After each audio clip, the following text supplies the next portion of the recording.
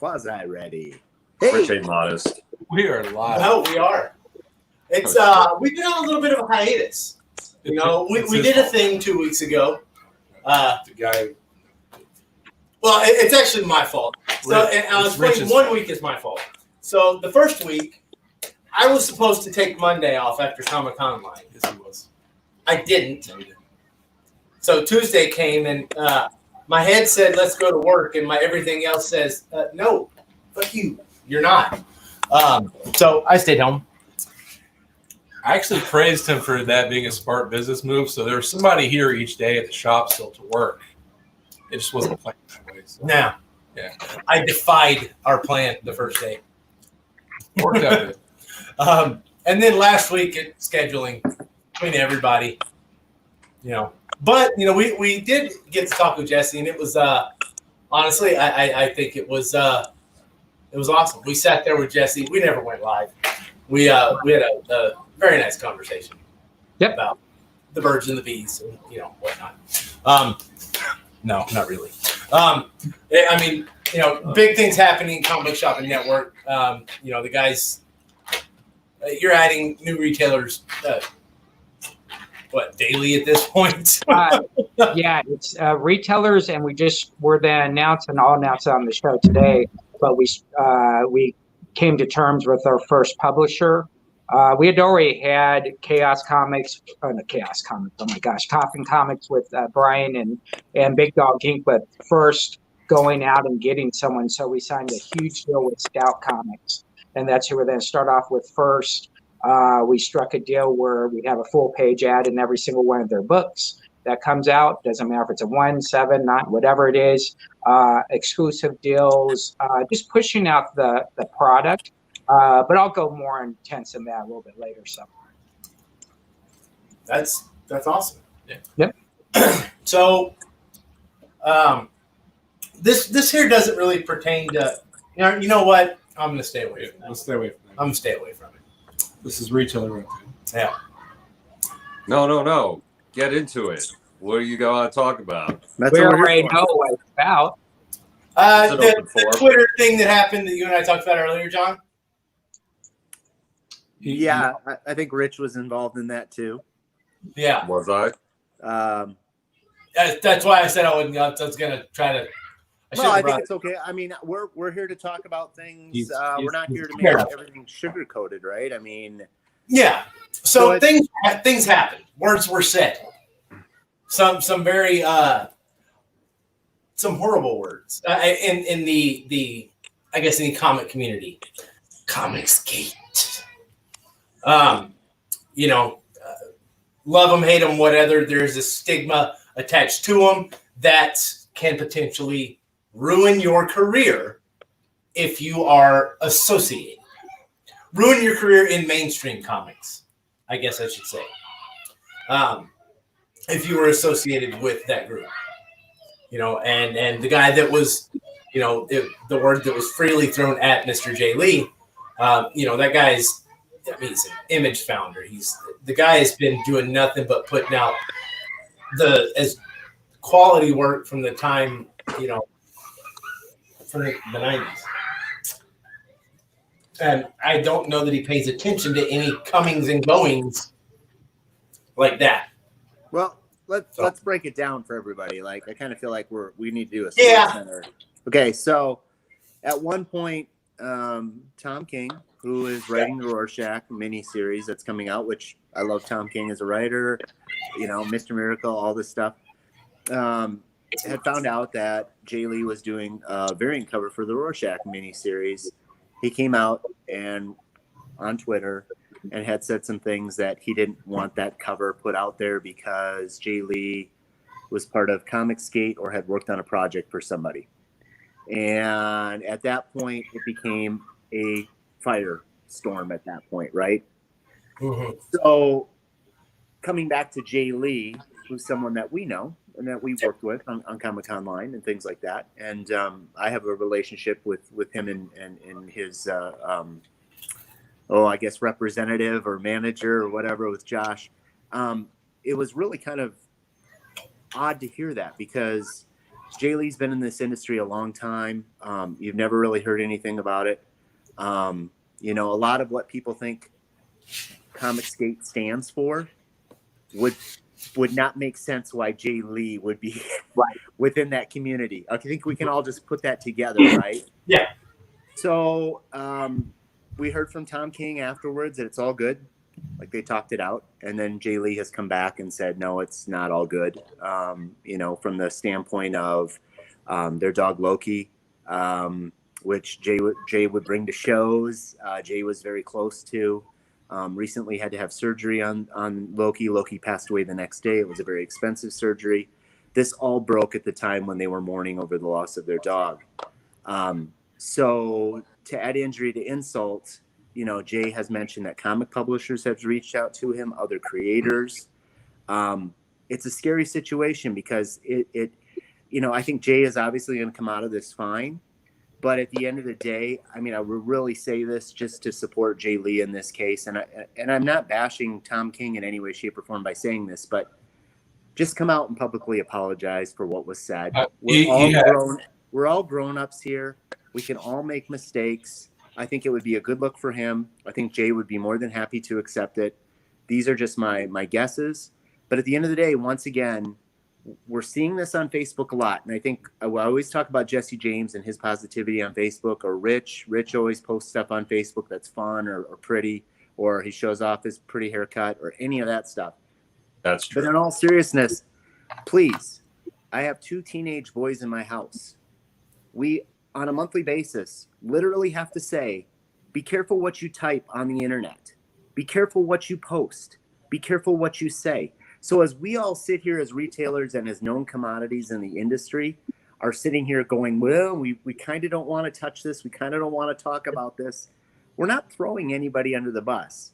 We're just saying you have to be careful what you say, because there could be harm towards Jay Lee's career from just what was said, whether it's factual, whether it's based in fact. But I will tell you right now, this guy is not on social media 24/7. He's not watching this show. He doesn't know this show exists. He literally posts pictures of his dog, and that's the extent of his social media experience. So I think sometimes we need to give people a break and a pass. But we also, I think maybe the most important thing would have been to get a hold of Jay Lee ahead of time and ask him what his stance was on it before going public. And then I think we could have solved a lot of problems here. So again, no blame towards anybody, but I think this is a cautionary tale because the blowback has not been on Jay Lee.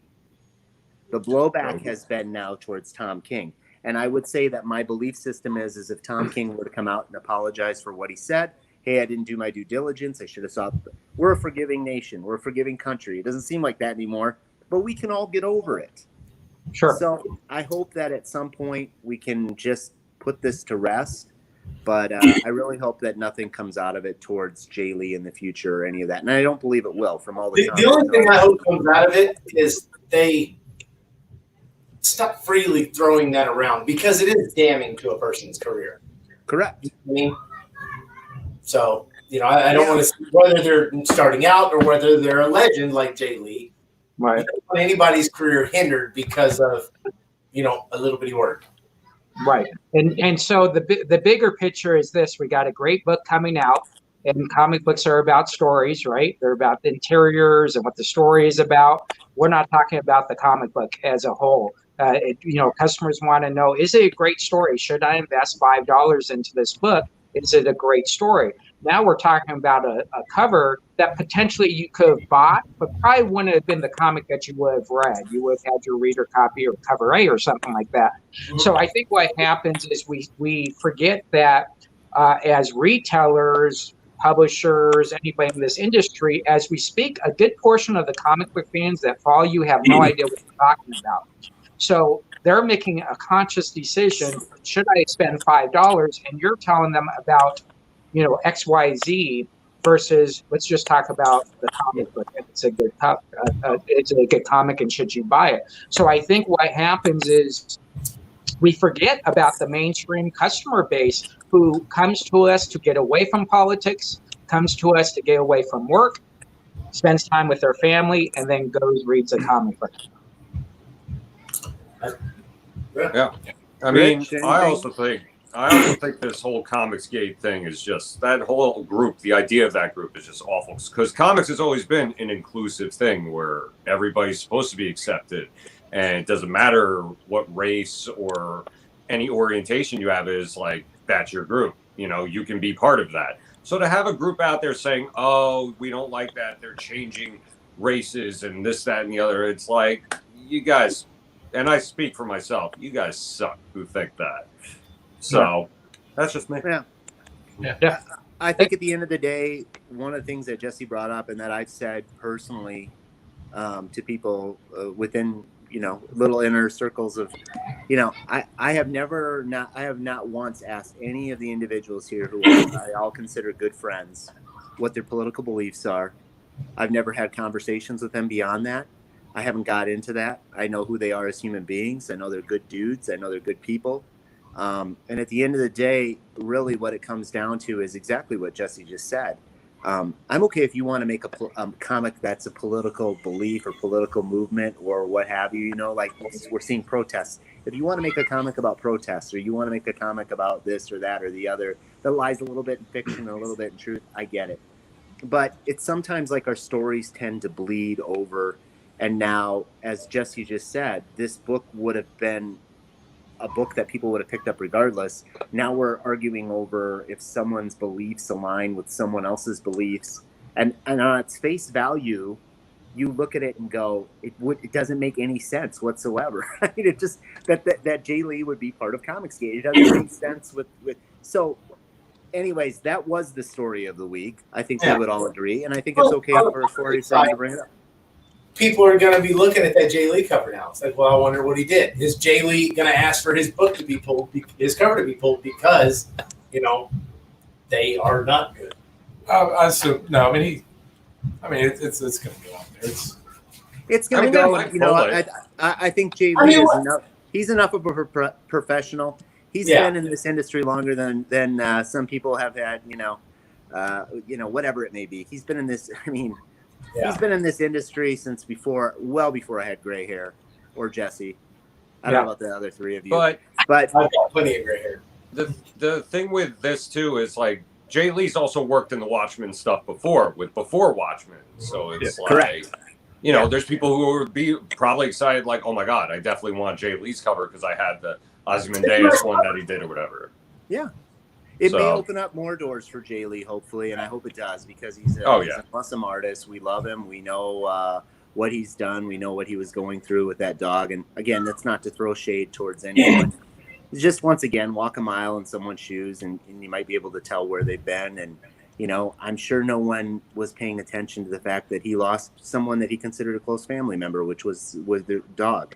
And it doesn't matter whether you're an animal lover or not. You have to realize that people do treat their animals as if they're children in a lot of cases. And when that happens, you know, this was just really bad timing all the way around. So again, I thought Jay Lee came out and said, this is the last word I'm having on it, and just was moving forward with it. And, you know, hopefully that's the last word we'll have on it, right? It's, you know, we kind of give our opinions.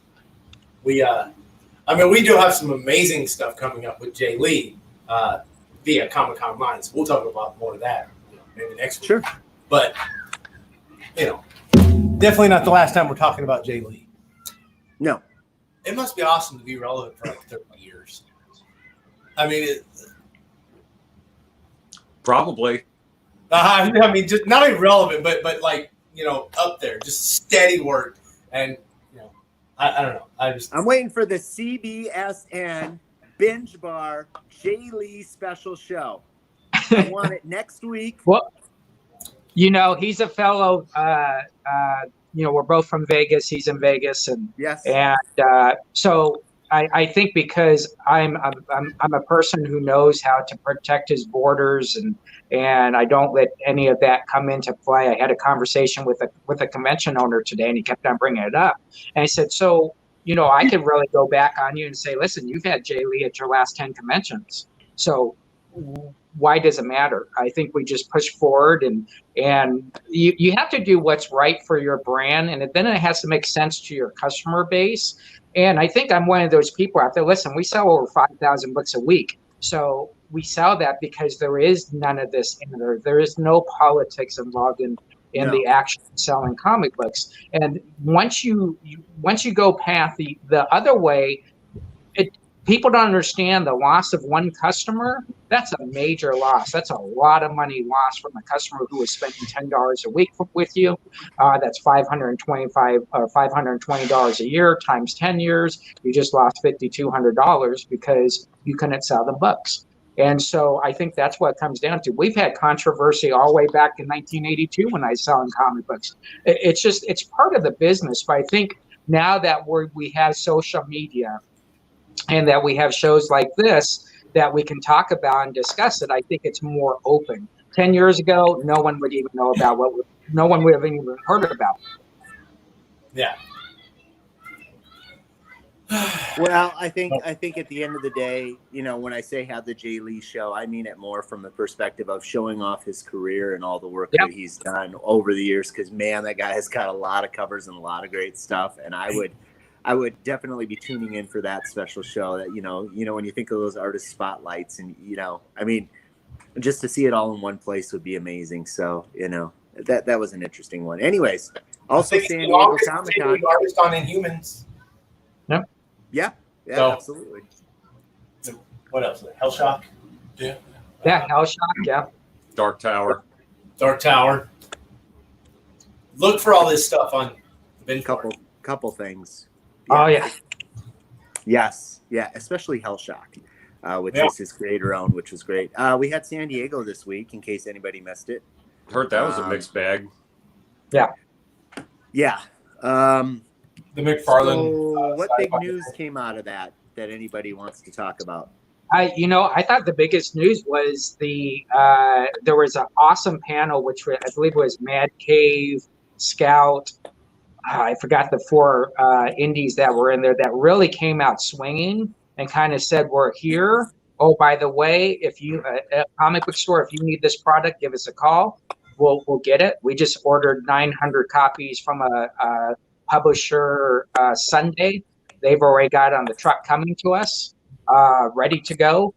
Great dealer discounts, great shipping, great service. And I think there's this notion that small indies, indie press and all that, they're no longer small anymore.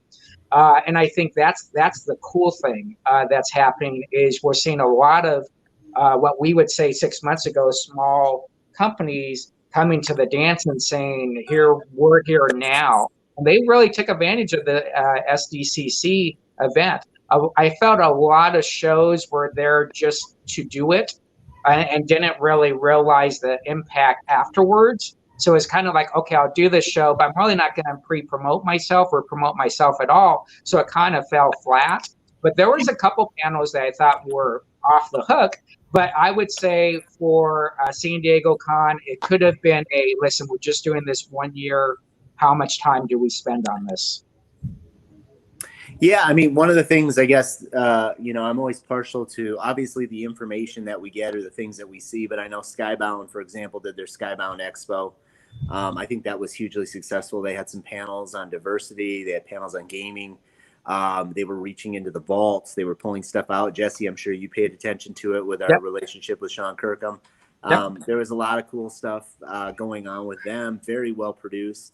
I think one of the biggest things, and I've made a joke of this, and again, I don't mean any disrespect, but there's moments where I wish my friend Joel Elad or my friend Nate Murray were back at IDW. IDW decided they were going to launch all their variants one day.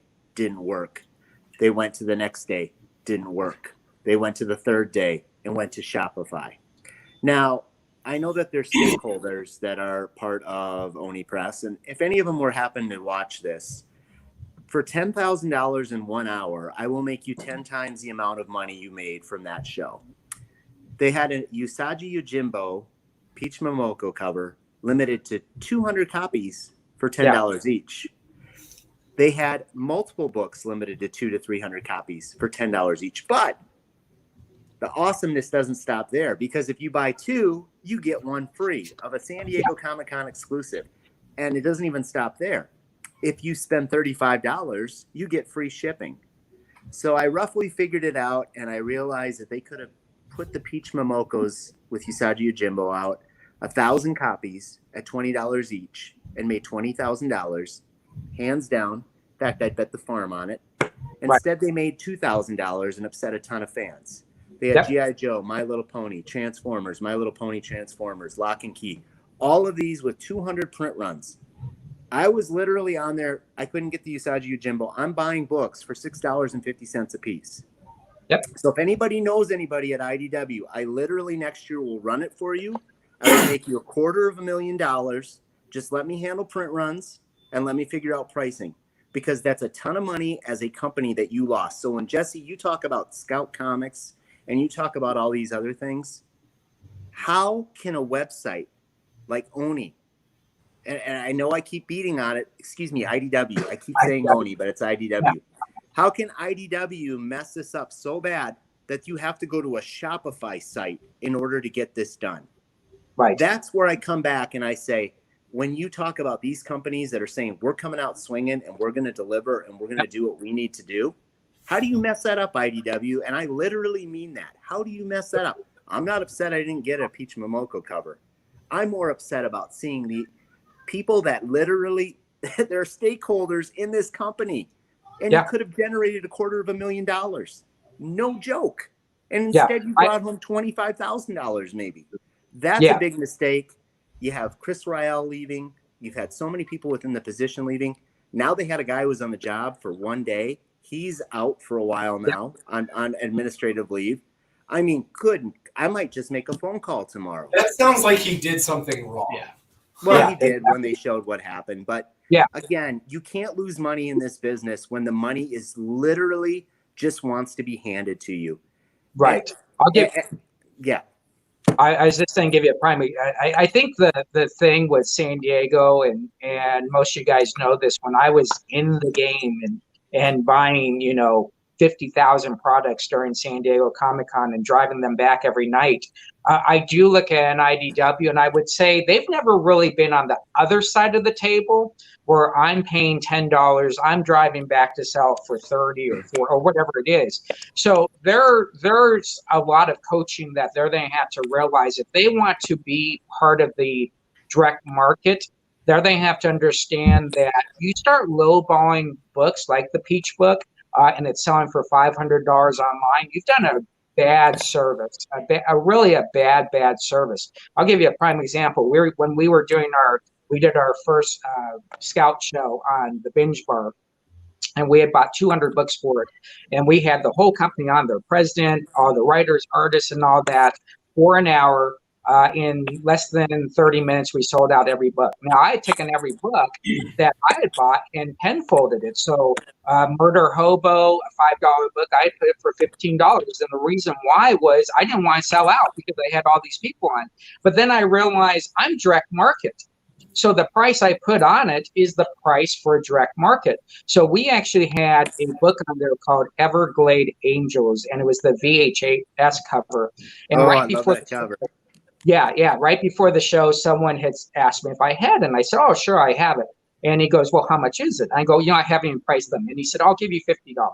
I'm thinking, wow, I was going to put $10 on it. But again, I didn't know that secondary market on this book because I hadn't seen it before. So we had 20 copies. We sold out every single copy in less than a minute at $50 a pop.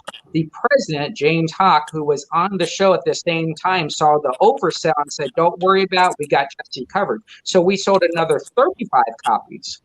And at the end of the day, you know what Scout did? They sent them to me at my cost. They didn't say, oh, you charge 10 times. It didn't matter. Books in hands to a publisher is important. As a retailer, a second market or third market, we need to establish a price. But to have a $10 book or a $6.50 book, if you buy 3, go for $500 and you eliminate everybody, I don't think that's a good way to conduct business. Everything's about tomorrow. And people aren't going to blame those people that got $500 a pop. They're then blame IDW. And that's not how you want to come out of San Diego Comic-Con. No, it absolutely isn't. And I know that I said Oni a couple times. I so apologize for that. I believe I did. I'll have to go back. But as far as IDW, again, I mean, once again, I continue to think at the end of the day, like there are people out there that can help with these programs, that can help you make the most amount of money possible. It's not difficult. There's plenty of guys right here that could do it too. I mean, you know, it just doesn't make sense. You know, that cover now will live in infamy for 200 people. It could have lived in infamy for 1,000 or 2,000 people and would have sold forever and a day. And it just, you know, it's negligible as far as your cost. You're losing money at the end of the day on these great covers that a lot of them could have went on the direct to market covers and sold like crazy, right? Where they could have been like open order, like any diamond book, and just went crazy. So, I think that's quite the loss and very perplexing for me. So, anyways, I just thought from a retailer side of things when I saw it, I didn't even realize it was $35 in free shipping or buy two, get one free. But after a while, I just went in. I was like, okay, well, I guess I'll order My Little Pony because I'm getting 2 free.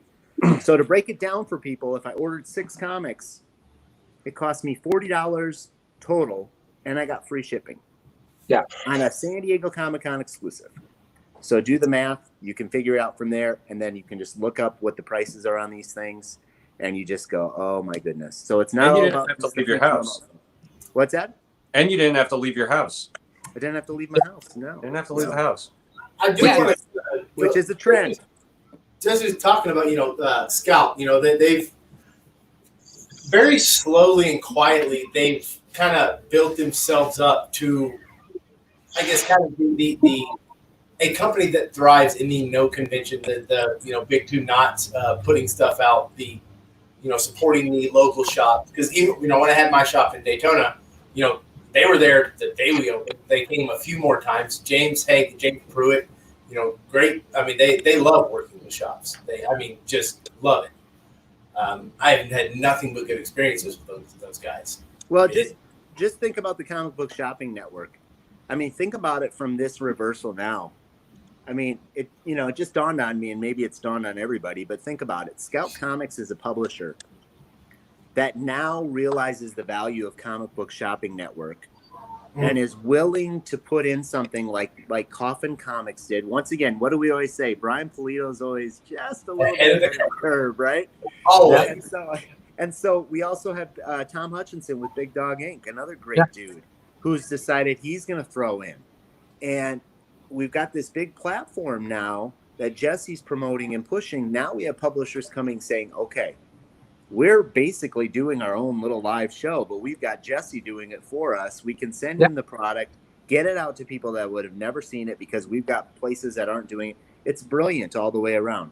So for all these publishers that are out there trying to figure it out, there are certain ones like Scout that, I mean, if Jesse ordered 900 books from you, like as an indie publisher, smaller publisher, man, that, for one, good for you, Jesse, and good for Scout Comics for being smart enough to say, this is a relationship we want to move forward. And I love the win-win situation where it's like, we're going to put the Comic Book Shopping Network as an ad in the book. Yeah. So that people can go in there and then they can go to the Comic Book Shopping Network and they can actually pick up the books that maybe they're missing from Scout Comics. It's a win-win for everybody, so it makes sense. Yeah. And I think the fact that when you're doing a live show and you've got the loggerhead writer on the show and you're selling loggerhead and as those questions, well, what's loggerhead? And he's performing to those people on your page that are watching while you're just selling books and books that you would have not a challenge, but you'd say, okay, well, I'm showing I can't know everything about Scout. By the time you turn around, you sold them all out. And I think there's this experience that people are now able to be part of, not just the seller, but now they're able to be part of the publishing house. And I think as we see this become common ground, Rich knows this doing all these exclusives that he does. One of the first things that we think about is can we sell out? I mean, that's a big focus. And if we can't sell out, what's that happy medium? Is it I did 700, I got to sell 450, and then okay, I'll lay off, or do I have to sell 600? So we have all this going in our mind, but when you have the publisher who says, for instance, we have an exclusive coming out with them, and we'll announce that pretty soon. To think that they're going to promote that for me, that's an amazing way to look for future business. Hey, Jesse, just in case anybody from Scout Comics is watching, we have this little thing we call Comic-Con Line. Yeah, coming out in October. I know Rich handles all of our exclusive variants, but you know, I think we'd all entertain the possibility of maybe, you know, doing an exclusive for Comic-Con Line, having a creator come on. Yeah. Funny story. When I owned the shop in Daytona, my partner was David Byrne, who is now the co-publisher at Scout Comics. Yeah. Well, sadly, probably that relationship isn't any good anymore. Actually, it is because he watches this show. I talk with him frequently, and we have Art Germ, Art Germ Collectibles, not Art Germ. You know, we've been in talks for some things to work with some of my guys, so we'll be doing stuff with them as well. You know, well, let's see if we can do something for Comic-Con Line then. Why not? I mean, if we're seeing somebody doing something good in this industry, let's try and figure out a way that we can continue to raise the bar and make things happen. So, Rich, that's your new job. There you go. Yeah, you know, and the crazy thing about this, and, you know, we're just chit-chatting here. So Comic Book Shopping Network is great and awesome. It's been an awesome project for me. So we will be announcing our new project, our new channel, which is called Comic Book Shopping Channel. And that is the big box show. And that is where it's all an hour with Scout or an hour with Zenoscope. We have talk shows on it. We have so much stuff coming up that you have to evolve and you have to continue to pivot. And if you can pivot with people with you, I think that makes it easy. So I think what you guys are doing with the live con will also evolve. And at some point, common sense rules, right? And you guys probably know the person I'm going to say this about, but there's someone that their booth, travel, and everything that they put together for that week cost them about $80,000 to do it for the whole week. That's a lot. Now, they still make a profit, all right? Don't get me wrong, they make a profit. After talking to this gentleman, he's already done that in live. He did that in live shows last week for San Diego and didn't even have to leave his house. So common sense is going to rule. I'm not saying San Diego Comic-Con is then go away, but publishers are then get smarter and they're then realize, do I really need 8 booths or do I need 4 booths? And if I'm going to do 4 booths, can I set up a camera? Can I have a green screen behind us? And can we just go? Because I will tell you, the person that walks around San Diego Con with $1,000 in his pocket has to make some decisions on what they buy looking at 1,000 booths. Now you're focused on one show. I got to have that. Okay, I just spent $300. That's the future, folks. Yeah, and I heard from a couple different publishers that said that they made more this year at San Diego at home than they did setting up at San Diego proper. So if you're looking at it from a business perspective, it's exactly what you just said, Jesse. No travel, no booths, no expenses, no hotel rooms, no this, no that, no what.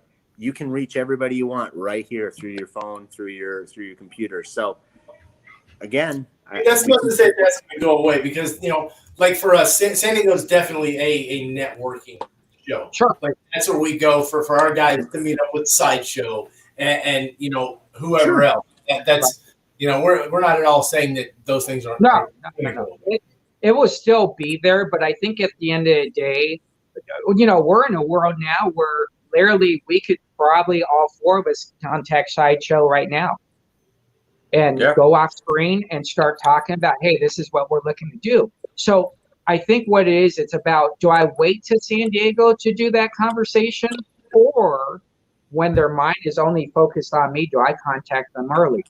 You should be able to do both. But now that we have options, I think the option part is very important. You know, I said it, I believe it was today, I post so much, I can't remember when I say anything really. But at the end of the day, there is a moment of shaking someone's hand and having a picture with them. And there is extreme value to that. And we don't want to lose that focus either. Let's also realize, though, San Diego is not the same as it was 15, 20 years ago either, Jesse. When you and I were running around grabbing stuff with Dre and things like that, Right. that it has become so much corporate throughout that entire thing that publishers are getting pushed to the side. It's a grab for movie stars to come into that publisher's booth. There's not as much of it as there used to be. So I completely get San Diego and the love for people to come in and meet with people and talk with people, but I'll also say it's a really expensive meeting to happen all the time. I know a lot of people that just go just to go, and I know a lot of people that just want to go to experience it once. I haven't gone for probably the past 5 years, and it was simply because my distaste for it just became too corporate. Comics were being forced to the back, forced out of the entire scenario, and I can make a phone call and talk to the people I want to.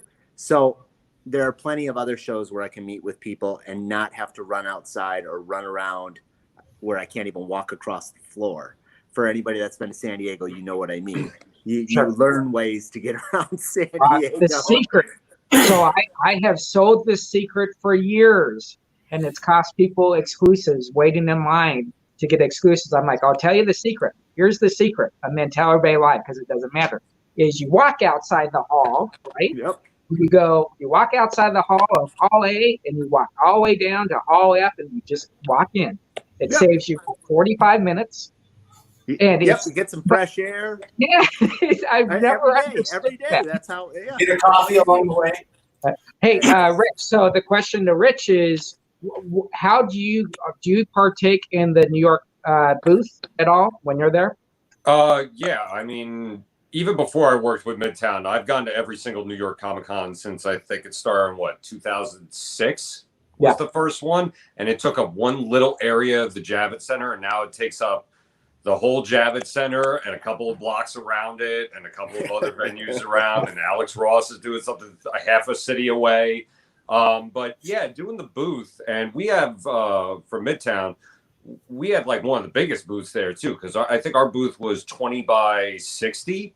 Massive. So it's a big booth, and it's covering like trades and back issues and new stuff. And then when I started in a couple of years ago, I added in the signing area and stuff like that. So it's a lot of work. It's really labor intensive in the hopes that like everybody just makes their way to you.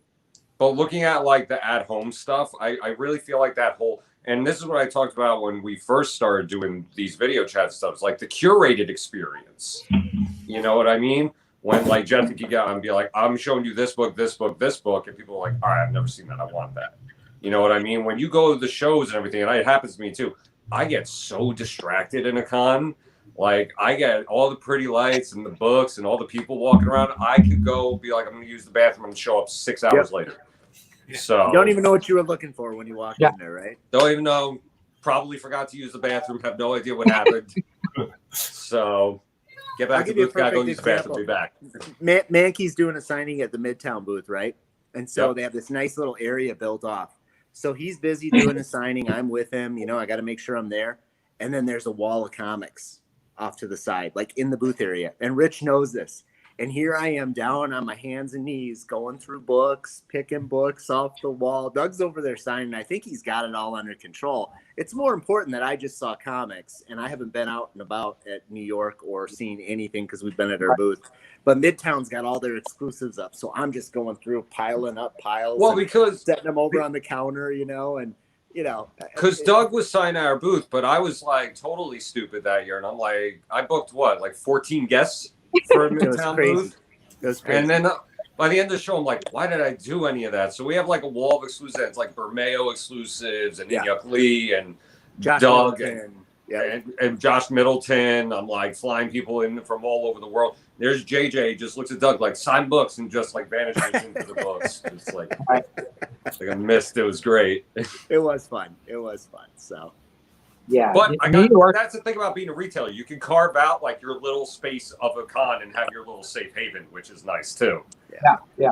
So. My best story for New York Comic Con was when I was buying all the product from everybody. One of my contracts was with Diamond, where I would buy everything left in their booth. I would just buy everything, and so the retailers would get their stuff, and then I would get everything else. Well, the year they had Walking Dead, I believe 118 or whatever was a New York Comic Con exclusive. So I'm carrying like 10 boxes on this dolly, getting them over to FedEx. And Cory stops me and says, "Did you get in those Walking Dead 118s?" I said, "Yeah." I mean, "Do you want some?" He goes, "Yeah." Now keep in mind, we're in the middle of the aisle, and I'm not even thinking. So I open up the box, and I'm like, "Do you want these?" And I show him, and literally, because you wouldn't get these at New York Con because there's the diamond booth, they can't resell them. Literally, I was surrounded by hundreds of people, like I was a stock trader, and they all had $20 bills in their hand. And security came. I was actually banned for a whole day. I could not come back in because I was just buying books and selling them in the middle of the aisle. And finally, I got on the FedEx, but we had sold something like 2 boxes, and I had money. When I was rolling away, money was actually falling out of my pocket. But New York is I think the thing with New York is when in San Diego, I don't have any restrictions. I jump in my truck, I bring the product back, I hang out at the store. People are at the store at 5 o'clock in the morning to get their exclusives. Where there, I just can't find a plane and fly back every single day. And so New York to me was a very, very cool event. And the thing I love about New York is Artist Alley at New York. I think that's what makes it unique. It's a little bit of a walk, but I think that's something that I do miss from New York. Yeah, the original spot Artist Alley was in at New York Comic Con was great because it was always just jammed. So the fire marshal was just always shutting down that area, and the New York fire marshals, I'm sorry, they don't fuck around whatsoever. So that area is just constantly blocked off and everything like that. But New York's great. The crazy exclusive last year from New York was those Spawn 300 golds, where people were basically killing each other in the street. So I mean, there were people getting in fights. I think somebody got cut for one. Someone did get cut for one. Yeah. I mean, our booth, the Midtown booth, was only like half an aisle away from the Image booth. So I'm just watching every day. I'm like, that's it. This is when somebody gets murdered right in the middle of New York Comic Con. Yeah, it wasn't a good deal. And I think all of us, hey, as we talk about the evolution of comics and this and that, look, we know conventions are coming back, and we all know that you still have to be, like I've said this every show, but I'm so excited to see Cory and Rich and Greg and Jesse and my buddies, Dre and James and Tori, all these guys. It's just we'll get to see each other when we can see each other. But I really believe that habits are being formed, and I believe that the online presence, like if you don't take it right now, you just have to use it and see where it will go. And if it becomes irrelevant, then it becomes irrelevant. But if you're not using it the way you need to use it, I mean, I'm sure there were people that at one point said, a comic book shopping network, really? I go to cons all the time. Well, once again, what's that? When we started this, people were scoffing at it. Sure. Yeah. So, I mean, I think you just have to have an idea and you have to roll with it and believe in yourself long enough to do this. And, it's like, I know Cory will love this, but, there is no comic book college. You don't just get this knowledge. You get this knowledge by working through it and learning, going to shows, meeting people, and roughing it to some extent. And there's ways to do it. By the way, I always try to, and I know we're running out of time. My phone probably is going to die here, but I just wanted to quick say one thing that is a little bit off topic, but it's about a retailer. So some of you know who Kevin Fields is with Frankie's Comics. Yeah. Cool dude. I wanted to just send out a shout out to him, and he's got a group, Frankie's, that's on Facebook. That's another group. But I've been super impressed by him and his actions and the way that he is trying to foster a good group. He's been giving away awesome books to people. He's making sure that people are able to get in and get his variants. And probably the coolest thing that I've seen him do consistently is he will literally show money that he's giving to organizations, charitable organizations. And we're not talking like $50. We're talking $500, $600, $700, $800 that are near and dear to him and his wife's beliefs or things that they've been through. And they're donating money from each variant to give to those charities. And I just look at it and I'm just like, yeah, you're doing right. And they're doing right by so many customers that now they're opening their own store. So when we talk about stores closing, they're opening their own physical location. And I think they're going to be successful. And I really think that the caring that goes into these things and them trying to do everything they can, admitting when they make mistakes. But I really do see them as Kevin. Anybody that knows Frankie's Comics, say it's Frankie's Comics is the one who's done this. He's done exclusives for a long time. And he's now done some of my favorite exclusives. Oh yeah, absolutely. And now to open his own physical store, to start this subgroup that actually there's so many people that want to be part of this subgroup that they don't even have enough to, they can't allow enough people in, is amazing. But to see the charitable work that he's doing, I just think that that's so worth it to say it. I mean, he's not trying to brag about it in any way, shape, or form, but he's just letting people know that, hey, your money went towards this. You contributed towards this. And I just think that's an amazing thing. And I think it's something that we don't see to Kevin Fields and his family.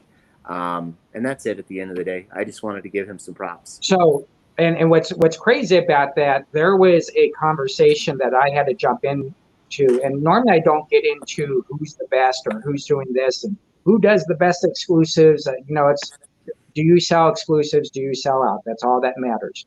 But during this conversation, they started mentioning all these stores, and I thought, do you understand that you can name all the, and I'm not going to name any of these stores, I'm not going to give them any pub, but you guys could probably figure out who thought they were the best exclusive makers. And I had to come in and say, but does mainstream know who you are? What have you done for the mainstream industry? For the comic book fan who just buys comic books and doesn't buy exclusives, do they know who you are? I mean, we've got what? I've done 280, you've done 200, however you guys, 500, whatever it is. I mean, we've got over 500 plus exclusives here with all of us combined, more than that probably. But everybody knows us, and they don't know us for just our exclusives. They know that we're good companies and we're good brands. And I think Frankie's is probably the best example that you can bring up. Very humble, and at the end of the day, people want to buy books from humble people. And the other great thing about him, he's not someone who is, and again, I'm going to throw some stores under the bus here. I'm not going to say who they're not liquidating their books after the first month for $2 each to try to get their money back. No, and so that, not. all that comes into play when it comes to exclusives. So yeah, great thing. There are several stores opening across the nation. There's a lady, I believe, in New Hampshire opening up a coffee shop and comic book store. Awesome. So great stuff going on. We need to. There's always more positives than negatives. You got to just choose what you want to read, I guess. Anyone, you talk about new shops opening up. If anybody watching knows any someone opening up a shop, maybe you're opening up a shop. If you guys want some art drum covers at wholesale to get your shelf stocked, we'll help you out. Just shoot us a message. info@artdrumcollectibles.com. So there's that part of the reason we're on here is because we want to help people. I mean, we're trying to give advice and we're trying to do whatever we can with these different things. And like Cory just offering to do that, or listening to Jesse about the things he's got going on, or Rich, deciding to, he's got this great idea to put 16 people at a New York Comic-Con booth for a signing. That's a good idea. There's a lot of things. So, this was like the show where I felt like it was pent up energy, and I went kind of after IDW on that, which, I mean, I didn't mean to, but I'm trying to be real with everybody. Right. But then I see what Kevin is doing, and man, that guy is facing adversity in a lot of cases because he's got some Peach Momoko covers and he just doesn't have enough. He's doing everything he can for everybody. And he's got other great stuff too. So if you get a chance, check it out. Frankie's Comics. It's free pub. Why not? Let's do it. Sure. Check it out. I'll say, it's going to help other people out. The best compliment I can say about Kevin, because I definitely want to say something nice about him real quick. He always seemed ahead of the curve on artists to use before they blew up to become big. You know what I mean? Like, he was always using Bettina, and he was using Crane there for a while. Now he's using Peach. So he's got a good finger on the pulse of stuff. Yes, he does. Yeah, and keep in mind, you got to be smart now because we got a publisher out there signing these art creators to 20 covers, 30 covers. I'm doing an exclusive deal with a company for 25 exclusives with a publisher, and it's like I'm priority. I'm forecasting out, and so you really got to be smart. And I think it's great when you're able to bring an artist up and move on to the next one and bring another artist up. I think that's a good thing that you can do for your community. And so, kudos to them. Yeah. By the way, James Tynion's blowing up, by the way. I just want everybody to know that. Like, the guy's a super cool dude, but like this Batman Joker war has been fun. Now he's got a new mystery project coming out. Now he's got a new image book coming out. I mean, if you're a retailer, you love James Tynion. Like you love. Well, it's funny with Tynion because he blew up right before this pandemic, and then when things came back, he's like, "I still have more stuff," which is great. Zeroed in. He's got a newsletter you can subscribe to, and he honestly tells you stuff in that newsletter. It's not fluff. I've read every one of them. They're so much fun to read. He's getting in on the marketing side of things and doing fun things. So, anyways. What are you two goofing around about? Else, right? Something. Oh, he was posting like in Plan C about some enamel pens and stuff like that for retailers to be able to pick up at cost and stuff. And yeah. I mean, trying to do the best he can for retailers too. So I think sure, and I think there's a big. I think what has happened is Diamond. I mean, we don't talk about Diamond anymore. We literally do not talk about Diamond anymore. Why? Because we're more focused on people bringing us information so we can make conscious decisions to buy their product and can we sell it. And when you have that, I think the now is now, and it's so awesome. I'll leave you guys at this. This morning I woke up at 1:00 in the morning, and maybe I was just going to sleep at 1:00, one of those two. And it dawned on me, it's like, did I do a show with Brian Polito, Jimmy Palmiotti, and Billy Two? And I had to wake up and I had to actually find this video of me with the three, because that's not attainable when you get into this industry. You're thinking, oh yeah, I'd never do a show with those three guys and be in the middle of the show. So I actually had to post it to prove to myself that anything is possible. And to know that that's not hype anymore. It's anything is possible. Yeah. Definitely. I mean, like I was looking at a couple of months ago. I actually shared a Facebook memory of when I was with Yahoo interviewing McFarlane. On stage, and I was watching that, and even like a couple months later, I'm like, wait, when did that happen? Did that happen? And like, I'm like, I'm fucking no one. You know what I mean? Like anyone who puts in the effort could get to this spot. You know what I mean? So, yeah, but when we go behind the music, VH1 style, Rich Capabianco was like all baller, like he is. He just showed up, got on stage, and started asking questions. Because anyone that's watched Rich with John Romita Jr. or any of his I prepped the same way. I drank right before it. Right. You did a great job. I literally showed a video or a picture of how I prepped for my 2-hour show, and I'm actually sleeping with my dogs. I mean, it's like I saw that. That was good. You literally just say, "Hey, you're on in a minute." You get up, okay, let's go, let's do it. That's how. If you're excited about the comic book industry, you don't need notes. You just throw it. Well, that's not a taper, but you just throw it away and you say, "Okay, let's go." Yeah. Rock and roll. All right. Well, John, do you have any those two get their closers? You got anything? John I think muted himself. Yeah. I think his phone died. Yeah.